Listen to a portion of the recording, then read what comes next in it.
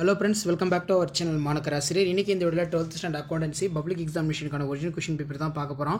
Last minute examination போறதுக்கு முன்னாடி இந்த क्वेश्चन பேப்பர்ல இருக்கக்கூடிய 1 மார்க், 2 மார்க், 3 மார்க், 5 மார்க்லாம் ஒரு டைம் நல்லா ரிவைஸ் பண்ணிட்டு போங்க. சோ ஃபர்ஸ்ட் क्वेश्चनக்கு கரெக்ட்டான ஆன்சர் வந்து என்னன்னு பார்க்கலாம். சோ ஃபர்ஸ்ட்க்கு வந்து கரெக்ட்டான ஆன்சர் வந்து என்ன அப்படினு வந்து பார்த்தோம்னா ஆப்ஷன் பி 5.5 மாதங்கள். இரண்டாவதுக்கு ஒரு இனம் மற்றொரு இனத்தோடு பெற்றிருக்கும் தொடர்பு கணிதவியல் முறைப்படி என்னன்னு சொல்றோம் அப்படினு கேட்டிருக்காங்க. சோ இதுக்கு கரெக்ட்டான ஆன்சர் ஆப்ஷன் விகிதம் ரேஷியோவை சொல்லுவோம். தேர்டுக்கு வருவாய் மற்றும் செலவின கணக்கு தயாரிக்கப்படுவதன் கண்டறியப்படுவது எதை வந்து கண்டறிகிறோம் அப்படின்னு கேட்டிருக்காங்க. ஸோ ஆப்ஷன் ஏ உபரி அல்லது பற்றாக்குறைன்னு வந்து சொல்லுவோம். நெக்ஸ்ட் வந்து கூட்டாளி சேர்ப்புனா என்ன? ஸோ 4வது 1 மார்க்கு கரெக்டான ஆன்சர் வந்து ஆப்ஷன் சி ஏற்கனவே ஒரு ஒப்பந்தமானது முடிவுக்கு கொண்டு வரப்படுவது. ஸோ ஆப்ஷன் சி வந்து the exiting agreement does not come in end. 5த்துக்கு பார்க்கலாம். பயனாரின் தேவைக்கேற்ப தயாரிக்கப்படும் கணக்கியல் அறிக்கை வந்து என்னன்னு கேட்டிருக்காங்க. ஸோ இந்த அறிக்கை பேர் வந்து என்ன அப்படின்னு வந்து கேட்டிருக்காங்க. ஸோ அப்போ 5த்துக்கு வந்து பார்த்தீங்கன்னா option D special purpose report குறிப்பிட்ட நோக்க அறிக்கை அப்படின்னு சொல்லுவோம். Option D. ஸோ 6த்துக்கு வந்து பின்வரும் கணக்கியல் எது தவறானதுன்னு வந்து கேட்டிருக்காங்க. ஸோ அப்போ பின்வரும் கணக்கியல் எது தவறானது அப்படின்னு வந்து பார்த்தீங்கன்னா 6த்துக்கு கரெக்டான ஆன்சர் வந்து ஆப்ஷன் டி தான் வந்து கரெக்டு. நிரும கலையின் போது மட்டுமே அழைக்கக்கூடிய பங்கு முதலின் ஒரு பகுதி என்னவா இருக்குன்னு கேட்டிருக்காங்க. அப்போ 7த்துக்கான கரெக்டான ஆன்சர் ஆப்ஷன் சி காப்பு முதல் ரிசர்வ் கேபிட்டல். 8த்துக்கு வந்து பார்த்தீங்கன்னா நிலை அறிக்கை என்னன்னு சொல்லுவோம். ஸோ நிலை அறிக்கை 8th வந்து பார்த்தீங்கன்னா சொத்துக்கள் மற்றும் பொறுப்புகள் அறிக்கை ஸ்டேட்மெண்ட் ஆஃப் அசட் அண்ட் லைபிலிட்டின்னு தான் சொல்லுவோம். 10th ஒரு குறிப்பிட்ட நோக்கத்திற்கான பெற்ற நன்கொடை வந்து என்னவா இருக்கும்.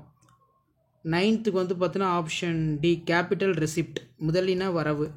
ஸோ 10th கூட்டாண்மை ஒப்பந்தம் இல்லாத நிலையில் நிறுவனத்தின் லாப கூட்டாளி வந்து எப்படி இருப்பாங்க. அப்போ 10த்துக்கு வந்து பார்த்தீங்கன்னா ஆப்ஷன் ஏ சமான விகிதத்தில் ஈக்குவல் ரேஷியோ. 11th பொறுப்புகளை காட்டிலும் மிகுதியாக உள்ள சொத்துக்களை வந்து நம்ம என்னன்னு சொல்லுவோம். முதல் கேபிட்டல் தான் கரெக்டான ஆன்சர். ஒரு நிறுவனத்தின் 12த்துக்கு கரெக்டான ஆன்சர் வந்து என்ன வரும். ஆப்ஷன் சி 4000 தான் வந்து கரெக்டான ஆன்சர். முகமதிப்பை விட அதிகமாக பெற்ற தொகை வரவு எப்படியா இருக்கும்னு கேட்டிருக்காங்க. அப்போ 13க்கு வந்து பார்த்தீங்கன்னா ஆப்ஷன் பி செக்யூரிட்டிஸ் ப்ரீமியம் அக்கௌண்ட்னு வந்து சொல்லுவோம். நிதிநிலை அறிக்கை வெளிக்காட்டாதது எப்படி இருக்கும். 14வது கொஸ்டின் ஆப்ஷன் பி பணம் சாராத தகவல் நான் மேனிட்டி டேட்டா. 5th வந்து அரைகலன் கடனுக்கு வாங்கிய டேலி கேட்டிருக்காங்க. Option D journal voucher. Next கீழ்கணக்கில் எது சரியானதுன்னு கேட்டிருக்காங்க. அப்போ இதுக்கு கரெக்டான ஆன்சர் வந்து என்ன வரும். 16வது கொஸ்டின் ஆப்ஷன் ஏ. 17 சரக்கு இருப்பு மற்றும் முன்கூட்டியே செலுத்திய ரசீதுகளை நம்ம என்னன்னு சொல்லுவோம். இதுக்கு வந்து பார்த்தோன்னா ஆப்ஷன் சி விரைவு சொத்துக்கள் குயிக் அசட்ஸ். 18 மறுமதிப்பீடு கணக்கு ஒரு என்னவா இருக்கும். அப்போ 18க்கு கரெக்டான answer option D nominal account பெயரளவு கணக்கு. பின்னொரு வாக்கியங்கள் எது சரியானது அல்ல. 19.